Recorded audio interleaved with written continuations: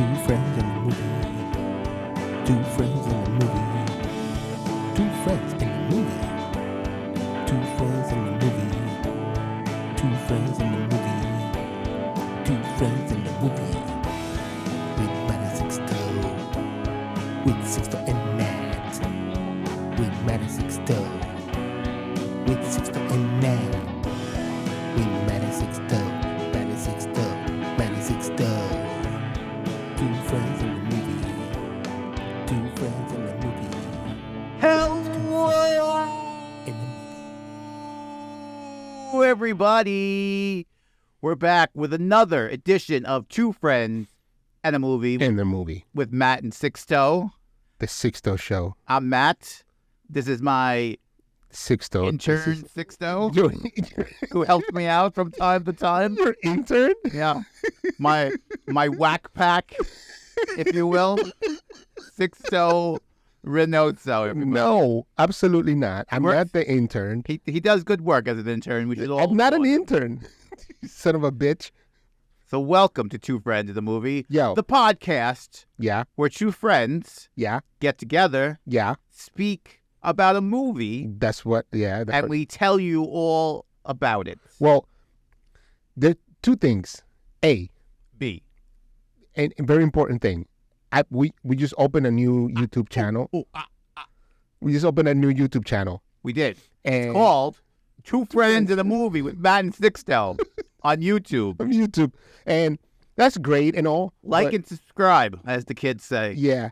And I've been posting because we started on episode 101 to post the episodes. I've had to do like retro episodes on Thursdays. And I know you've mentioned, because I've heard our show before, like all the way through, to be like, hey, let me see how we've grown or whatever.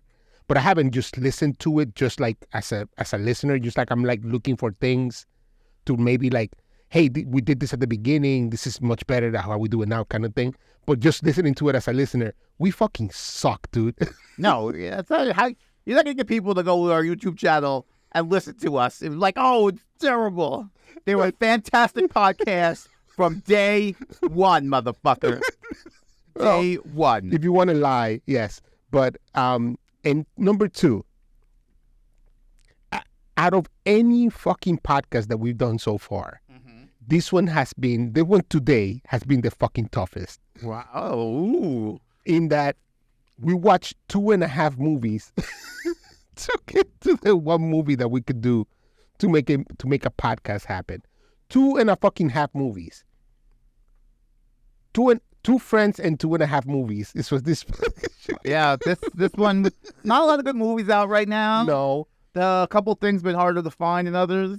Yeah. Trying to get to the theater has been an event. Yeah. So we bring to you today a movie you have no idea what it is. Right. Never heard of it. Right. It's called Sweet Dreams. Are made of these. No, just Sweet Dreams. Are made of these. I noticed this movie because I like a lot of the cast. Yeah, and I can tell you like a lot of the cast. I like a lot of the cast, man. It stars Johnny Knoxville, who we all know who that is. Yeah, Bobby Lee. He's been Yeah. a comedian for 1,000 years. absolutely. Jay Moore's been a comedian for 1,000 years. Yeah. Theo Von is a very big up-and-coming comedian. Mm-hmm. Gata is a big-time rapper, actor, comedian. Addison Pack is a big-time rapper, comedian, actor. Johnny Park, who also goes by Dumbfounded, is a great rapper, comedian, actor. It stars Kate Upton, who gets a big role, even though she has very little to do about the Yo, movie. she's like in it for like 5 seconds. Yeah. And a bunch of other people. It's you're very classic. Like, this story has been told, 1,000 times. Yeah, and for Matt, whose biggest complaint about every movie is this story has been told 1,000 times. You better give me something new. I'm very surprised that we have a story that's been told 1,000 times in the same way that it's been told 1,000 times. No, but this one.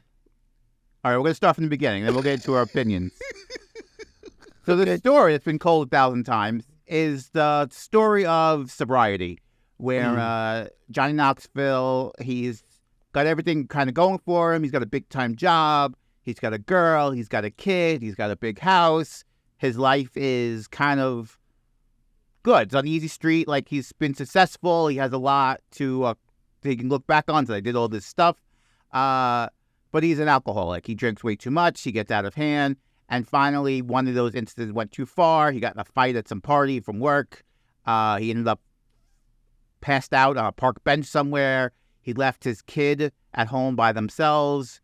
His 8-year-old kid. 8-year-old daughter who got locked out somehow because they went looking for him, and she was all alone. A neighbor had to find him. So that was like the line in the sand where they're like, yo, man, you can't see your kid anymore.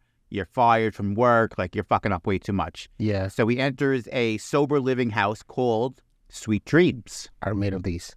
Where there's one guy who runs it, and he wants to run it a different way. He doesn't want a pro-profit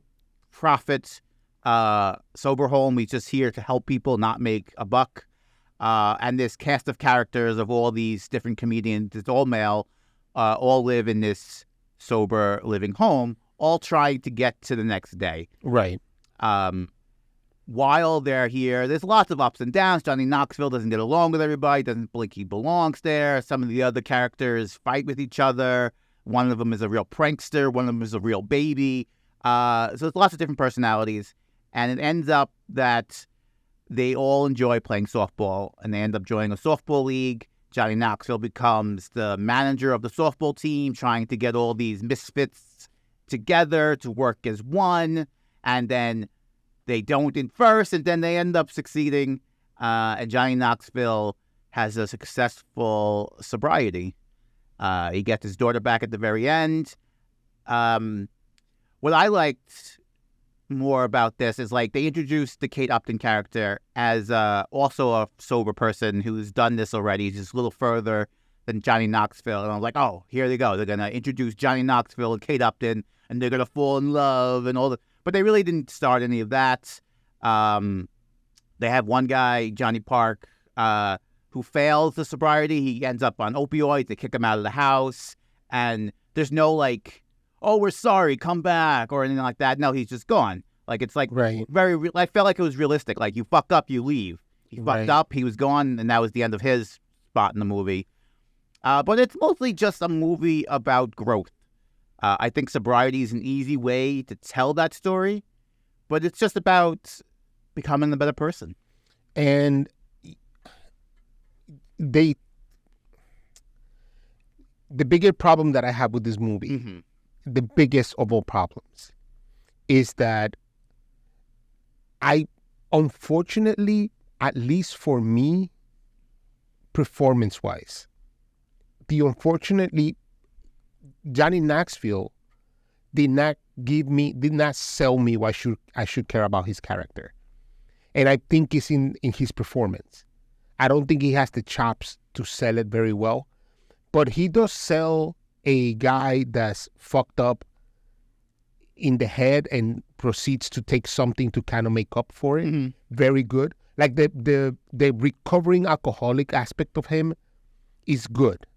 The one where I should care about his family and what he's done, And I think that also there's a problem with that in how they're showing it, because it's him telling you the story. And it should be show me, don't tell me, because that would have been so much more powerful if you would have shown me the problem. Like seeing his daughter crying outside, banging on the door. Yeah. Like, I think that would have, at least as an audience member, I would have had so much more to hang on to as to, like, oh, this guy really fucked up.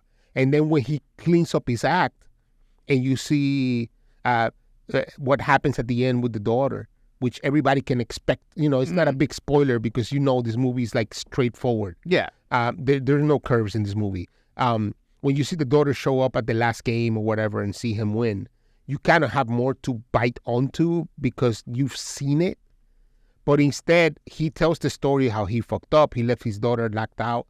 There's not even like flashbacks or anything. No. Well, I think the point was to see the emotion on his face and to see what it was doing to him inside. Yeah, but he's not good enough to pull that off. I saw it. He saw he was upset. He made the other people around him kind of feel awkward and upset. Once again, personal opinion, I feel like he didn't have the chops to pull that off. See, I feel like maybe my expectations were lowered. Like, I know who Johnny Knoxville is. I know who all these comedians are. Right. Like, they're not winning Oscars. Like, No. so I feel like, and the movie is very, very low budget. Like, there's like 3 scenes. Like, there's the house, the beach, and the softball court. Like, that's the whole movie. There's 3 sets. Yeah. So, I mean, I guess they could have done a little more. But I feel like specifically because of this, and they do have a little girl that shows up to play the part of the daughter, just fucking the same day, just have her fucking knocking on the door and have somebody look out the window and be like, oh my God, I can't believe he fucked up again. I mean, I guess something. It could have been like that. I don't know. I appreciated the low budget aspect and aesthetic of the movie. It's like almost felt like a dive bar. Like, you don't want it to be nice. It's a dive bar. No, yeah. And that's kind of what I felt like I wanted for this movie. I wasn't expecting, fucking Leonardo DiCaprio fighting the bear, No, but Matt, I'm not asking for Leo DiCaprio fighting the bear. I'm asking for a shot where you see through a window a young girl knocking on the door. I understand that. What I'm counterpointing is it's not about the little girl. But it is about the little girl. It's not. It's about how it's affecting him and how he's growing from it. Absolutely. But that's why you need to show me his failure so I can understand his growth. I think the point is to show the other people around him learning from it. Because it's about the sober home and those people in it. It's not about the daughter. It's not about even his old life. It's about growth. And now he's not just growing himself, but he's inspiring the others around him to also grow. Weak. It is weak. It's a weak story. This is, if I saw this in the movie theater, which I didn't, I don't think I would be as happy with it. Right. Watching it at home in the middle of the day when I didn't have anything else to watch. Right. We've watched so many things that we just like, fuck it, this would... Yeah, and it's a nice break from the giant blockbusters we've been doing. Absolutely. And listen, yes, and that's why I think I'm more upset about this movie. Because this movie has potential to be so good. And all he needs is 3 more shots. Just 3. And he would have done it. It just had that potential. It was so good. Like, it could have been there for a super low budget, fucking 3 sets, fucking 12 actors, ready to go. He just failed at doing it right only because he didn't show me the actual need, the emotional hook to give me the emotional growth. And I'm not saying that he didn't say it and he should have been emotional. It's that he couldn't pull it off. So therefore, if I'm the director and I'm seeing that, I'm going to say, you know what? Okay, he tried. He couldn't do it. If you show me that shot at the beginning of the movie, instead of showing him waking up fucking in a bench, if you show me the shot of her knocking on a door from a window, because if maybe she can cry or whatever, like she can pull it off either. But if you show somebody being like, oh my God, this fucking bullshit again, and then you show him walking in and then you connect those 2 things, it would have been like, oh, great. But instead, you're trying to make me care. You're trying to make me care. And, when you put somebody like fucking Bobby Lee, who's the most annoying human fucking being in the history of human beings, the most annoying. I like him. I laugh at his jokes. I do. He's so fucking annoying. Yeah, but then he gets his stick. I get it. But, it's a fucking emotional movie. You can't be just fucking Bobby Lee. See, I think you can be. See, I didn't want him to be anything else. I didn't want any of these guys to be anything else. Maybe I have it's more personal. Like, I know who these people are. Yeah, but I know who they are, too. Like Theo Von. That's another perfect example. Like if Bobby Lee wasn't Bobby Lee, you'd be like, this is fucking stupid. But I get Bobby Lee can be Bobby Lee. But you have to show Bobby Lee, whatever his character, Tom Cruise. Tom Cruise, yeah. Yeah. It's like, Tom, you have to stop hiding behind these jokes. This is way more fucking important and bigger than you continue to try to hide your feelings behind being an idiot. You need that scene. It's 3 scenes, bro. See, I agree with you that there wasn't enough character development on the people in the house. I wish I knew a little more about Bobby Lee. You didn't really know much about Theo Von's character. Like He's an asshole. The end. and then he's gone. He's an asshole. No, his character. But why is he in the home? His character, exactly. His character, opening of his character, he's an asshole. Ending of his character, he's an asshole. He's gone. He's gone. So a little bit of that. I wish they sprinkled in more of Johnny Knoxville being upset with himself with his daughter. Yeah. I don't think I need the scene of the daughter crying. I think I can imagine that from his story. It don't really bother me. But I feel like there's times where like it's not consistent. He's so upset about his daughter, and then he's having fun playing softball. I feel like there should have been more ties to his daughter and him being upset about that. But I think it also shows his immaturity, him not being ready to be a father, him being more selfish than caring. So maybe not. Maybe he needed those moments to realize himself and take little steps. I don't mind the Johnny Knoxville character. Like I said, I wish the other characters had more development. Like Kate Upton, like you said, she's in it for 10 minutes. Like, who is she? Why is she there? Why is she even there? Right. Who are her friends who I don't think has character names that they brought to the softball game? Their friends, they were there. They looked really cute and sexy, and they're gone. The end. The Anderson .Paak character, where he's the DJ trying to get Johnny Knoxville. Johnny Knoxville was a music producer, video director. Right. And Anderson plays a DJ who's looking. His director left at the last second. They needed to fill him in, and they knew Johnny Knoxville wasn't doing anything. But you really have no idea who he is, why he's there, why he's at the bowling alley looking for Johnny Knoxville, and then Johnny Knoxville kind of quits. But you don't see any of that either. Right, and that's what I'm saying. 3 scenes, bro. You mentioned 2 of the 3 scenes that I wanted.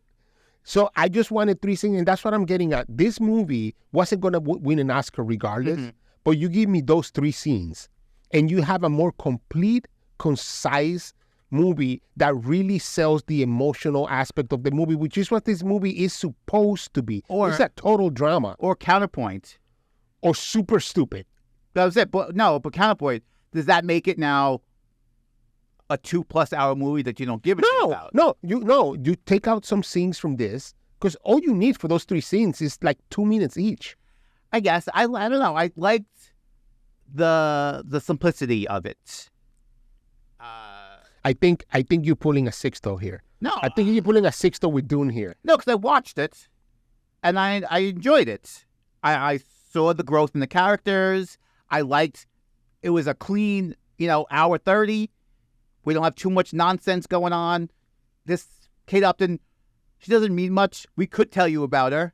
Yeah. You don't really care. You don't care. So why bother? But you don't really care about Theo Von's character. He's an asshole. You know he's an asshole. We don't care about his backstory. He's an asshole. Yeah, but what I'm trying to get at with you is I think you like the people in this movie way too much. And I think you're a little bit blind to the fact that this movie has more potential than it has execution. The execution of the movie was poor. It's bad. And all it needed to make it good to great was 3 little things that sell you the points that they're trying so hard to sell you, by the way. They're really going out of the way to sell you these points. And it's all tickety talk, talkity talk, talky. Best movies in the universe. There's movies like fucking Once Upon a Time in the West has 16 pages of script. It's one of the best movies ever made. 16 pages.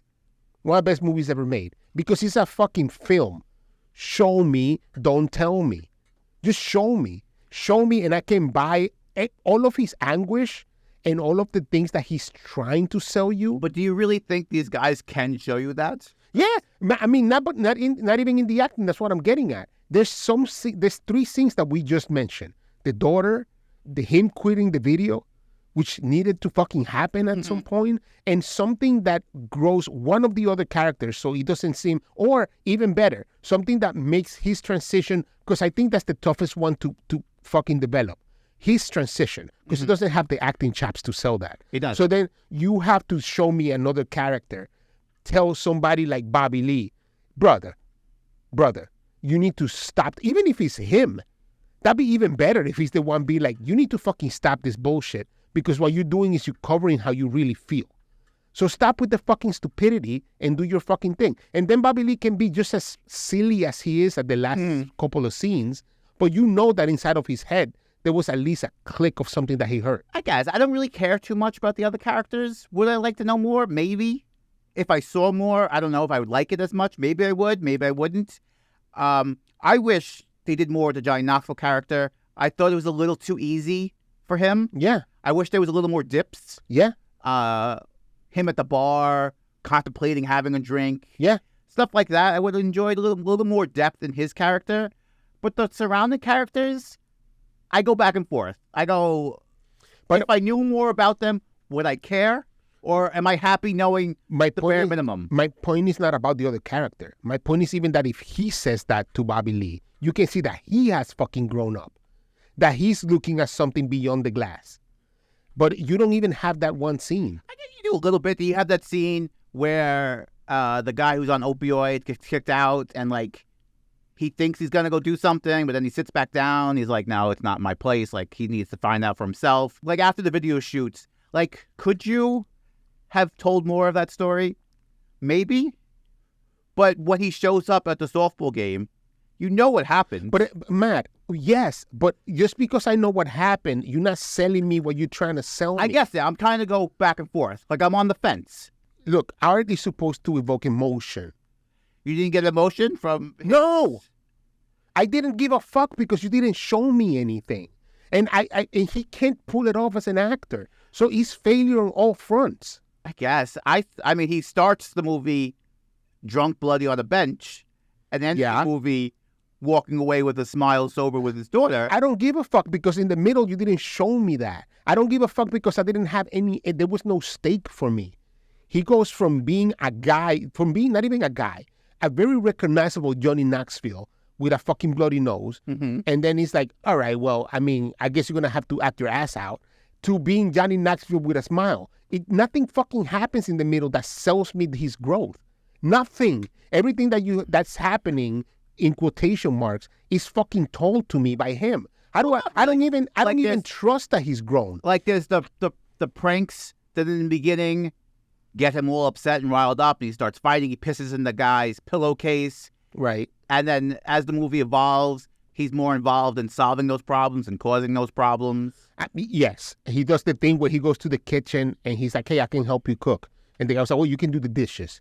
And he's like, all right. But it's good to see that he's grown. Mm-hmm. But what I'm getting at is he doesn't have the impact because he's missing the middle part that makes you care about the impact. For me, at the end of this movie, Johnny Knoxville in a week is back to drinking. Yes, like I said before, like I do think it happened a little too easy. Right. In a week, because I didn't have anything to hold on to. He's telling me a story from a drunk man that you don't even know if he's trying to tell you a story or if he really feels sorry for it. And the reason why I don't care if I don't care to believe if he feels sorry for it is because I didn't feel it, because I didn't see it. It's once again, I know I know what you're saying. Do you need it? Do you not need it because it's from his perspective? That's arguable. But what I'm arguing is, yes, have you shown me in a movie medium? Have you shown me? Because if it's a book, I can imagine it because I'm reading words and I have no choice but to imagine what he's saying. But in a fucking movie setting, fucking show me, don't tell me. It's the first rule of movie making. See, It's the first rule of movie making. But see, I think you're on the wrong point. It wasn't about those things. The movie is about him and those 10 other guys. It's not about the daughter. It's not about people. No, it's about his growth. But I don't care about the little kid. It's not just about his growth. It's about the group's growth. How they all came together as one to become better people. And you cut out the people who aren't along for the ride. Like Theo Von, like Johnny Park, who fucked up. Okay, you're not a part of this. We move past them. Right. Okay. So I think they do that okay. I don't think they do it great. I don't think they do it terrible. I think they do it okay. Right. And I guess that's what movie is. It's an okay movie. It's not an Oscar movie. It's not the worst thing I've ever seen. Absolutely. maybe as a father, I related a little bit more because I know that feeling. I don't know if not having a kid, you don't get that feeling exactly. Like Well, I'm empathetic. I felt like when he was telling that story about his daughter, like I just pictured my kid crying outside, banging on the door, and that evoked emotion for me. And it evoked emotion for me. So I didn't need to see it. Like I already felt that. But what once again, all I'm arguing is, it's a movie, and the first rule of movie making is show me, don't tell me. It's the first rule. But I think you're showing you want to see the wrong things. It's not about seeing the daughter. It's about seeing him speaking it and the people around him reacting to it. That's what they wanted you to see. But but then, if that's what you're going to show me somebody that can pull the emotional pull by telling me. Well, that's why this movie is an okay movie and not a great movie, because no one in this cast can do that. You're not getting that. You're not getting that range of acting from a bunch of comedians and rappers. You're not getting that. Mohammed Amir, who is here in this movie, I think was the best acting part of this movie. Him and Brian Von Holtz, Mike D, those were the best two actors right. of the movie. Right. Quote unquote. Yeah, and every time they said Mike D, I had to scream, Mike D, because, you know. I thought the same thing. Like every time you call Mike D, like I'm not thinking of that guy. They're the best actors in the movie. Yeah. But the whole thing is way too simple and easy. Like, I'll give you that. Like, they're like, oh, we need 80 grand to save this house. Oh, we won 4 softball games. Now we have 80 grand. And also, here, I one of the things that I dislike the most when I'm watching a movie is me, who's never made a movie since I was in college, trying to rewrite a better movie, which is what's happening now. At the end, had they lost the game, I think at the end they were going to lose the game, and he was going to have to come back because he fucked up because he went to make that video. And then he was going to be like, oh, fuck. But from the money that he made from making the video, he would have saved the house. That could have worked too. And then he's no longer a video director. Now he runs the house with Pete. Him and Pete running the house because he learned his lesson a little bit better. Yeah. But that wasn't even the fucking movie that I got. No, I could see that. I wouldn't mind that ending. I think this ending was very predictable. But I was satisfied with it. I like that he didn't go the route that everybody else would have gone, which is the route that I just explained. So it was just more like, no, man, they win at the end. Like, they actually win. And it's like, all right, that's pretty cool. And he asked the kid, all right, that's pretty cool. But then I'm going back to feeling like, I don't care. This guy's going back to drinking next week. Yeah. I think that's a great and an obvious kind of feeling to get out of this movie. Is it's way too easy. Life is not that easy. Once he hits a speed bump, it's all going to fall apart. Right. I think that's a very good way of looking at it. Very much could happen. And maybe they wanted you to feel that way. Maybe they know that this is a revolving door by saying like Bobby Lee's been there for 8 years. They kept saying some of those guys were there for a while. So maybe this is just the start of his journey and he'll be back. It could be. Side note. Yeah. What the fuck happened to Jay Moore? I had no idea that was him until afterwards. I was like, Jay Moore was in this movie? Who the fuck was Jay Moore? So I'm looking at the Jay Moore character and I'm going, I know this fella. I know. I must have seen him like in the 80s and something because he looks fat, ugly, and he's fat, like big, and like bald. Yeah. And Jay Moore was not like he had a ton of hair, but he had a full head of hair. He was skinny. He was a little white guy. Yeah. Like this big buff, like, I mean, and written. I'm curious if that was a ton of makeup, which I doubt. Oh, I think that's what he looks like now. Look at. So I am in IMDb in the Jay Moore's page, looking at Jay Moore like a guy with a full head of hair, and it's fucking shocking. Because I was trying to imagine, like, where have I seen this guy? Like, I mean, my brain is racking. Like, yeah, like I've seen him before, but I couldn't place him. Right, like I know those eyes. I know who this person is, but I don't know who he is anymore. And I was just like, holy shit. He went like the same, like, Carrot Top, Dave Chappelle, like, you fall off the earth and all you do is work out. But he's also like the balding part was the scary part. Well, and he, like, I forget who. He married some lady who was like a porn star or something, and like In real life? in real life, like he was like off the rails. Oh, Jay brother. Moore. Oh, shit. So it was weird to see him like that. I wonder then, like in a movie like this, I wonder how much of that is them really sharing. Like any of these people could have been in rehab. I think a lot of them have. I know Johnny Knoxville has. I can't imagine Jay Moore hasn't. I can't imagine Bobby Lee hasn't. This is Bobby Lee in rehab in the movie. Yeah, like he was real life. I was like, it's real rehab place. So yeah, and that's what I think, that this movie has a lot of weight if you looking behind the scenes, but as a movie, it doesn't quite work. It's not great. And I think this is like a story about all them. Like these guys have all been to rehab and they got together and they made a movie about it. Mm-hmm. It's okay.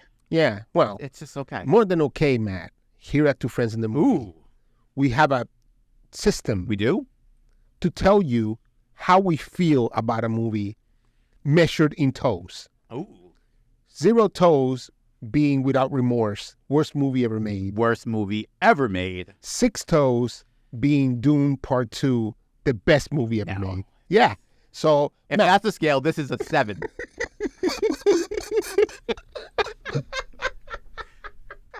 Matt, in a 6 toes scale, where are you putting... Oh, by the way, before you do, I'm so sorry. I so laughed because the place is called Sweet Dreams, but whoever put in the name for the teams, Oh, yeah, they messed up the jersey. they must have the jersey put a C instead of D, so the team's name is Sweet Creams, Sweet creams. which was great. It's a good joke. It's a very good joke. The Bobby Lee, I've been here for fucking 10 years joke actually made me laugh, as I was like, this is fucking ridiculous, but it makes perfect sense. And some of the dramatic parts that kind of worked out. Him selling me the daughter made me feel sad. It's just not enough, but I think it was the saddest of all stories being told. I thought you were asking my opinion on... I'm sorry, because I thought we were giving... I wanted to give some good points about the movie before we get toast, because all I've done was shit on it. But Matt, go ahead and give me your toast. You piece of shit. I'm giving it 3 toes. Too many. It's right in the middle. I enjoyed the movie. I'm never going to watch it again. Right. Unless someone asks me about it, I'm not going to be like, yo, go watch this movie, Sweet Dreams. It's an okay movie. That's really it. Like, I didn't hate much about this movie. I didn't love much about this movie. Right. But everything in the middle was like, yeah, all right. I could have wasted 90 minutes doing something much worse. Yeah. Like watching Madam Web. I mean, if this is compared to Madam Web, this is like a 10-toe movie compared to Madam Web. So Matt and I trying to figure out what movie to watch for today. Finally, we're like, all right, let's watch Madam Web. No. We weren't like what? No, I'm so sorry. Let me explain this much better. I said, I've heard this movie's fucking horrible. I think we can have a lot of fun destroying it. So let's watch it and see if there's something to make fun of in it. If it's that bad, that is good. Unbeknownst to each other, we each individually watched about an hour of the movie and both gave up on it.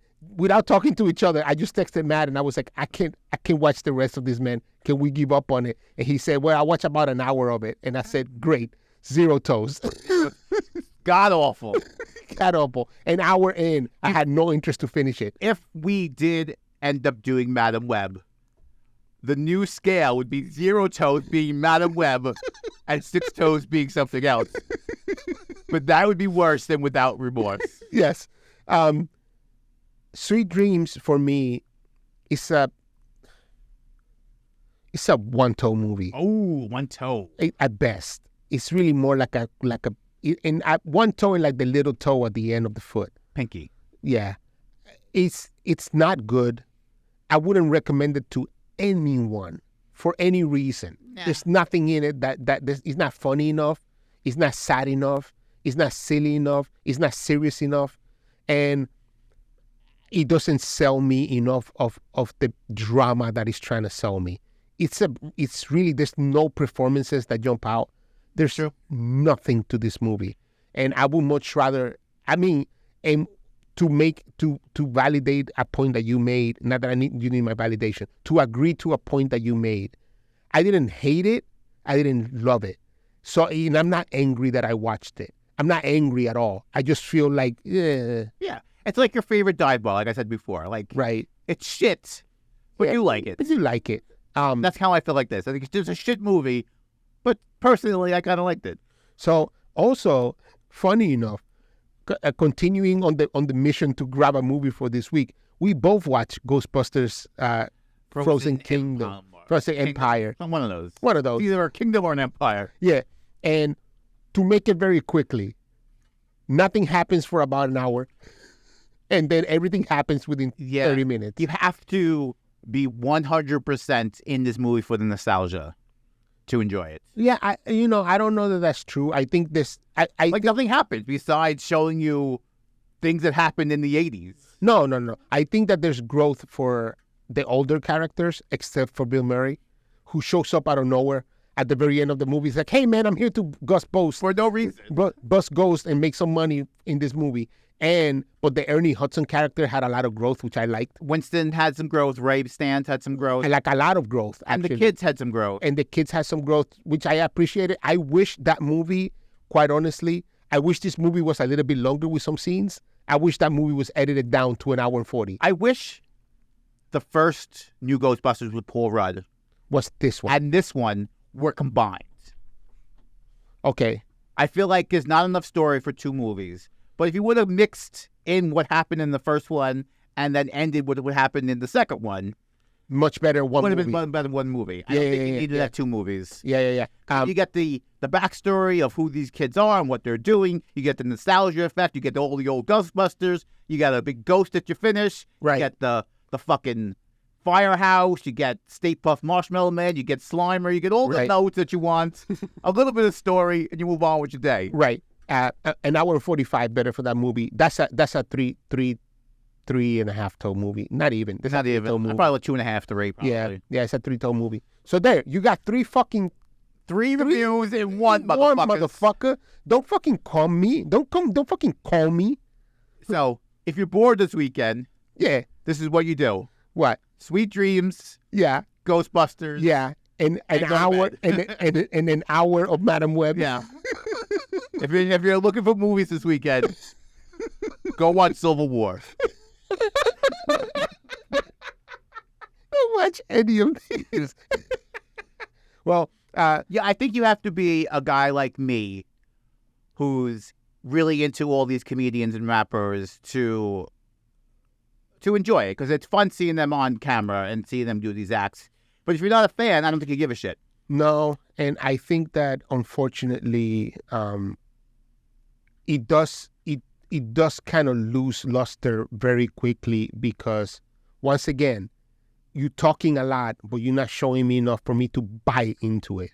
I think that's it. I don't know what we're going to do next week. I don't know if the fans have noticed. Fans. But since episode 100, we've been posting a podcast every other Tuesday morning. Yeah. We're going to continue doing that for the foreseeable future. Yeah. We might take a little time off in the summer. Maybe. We'll see what happens. So look for us every other Tuesday.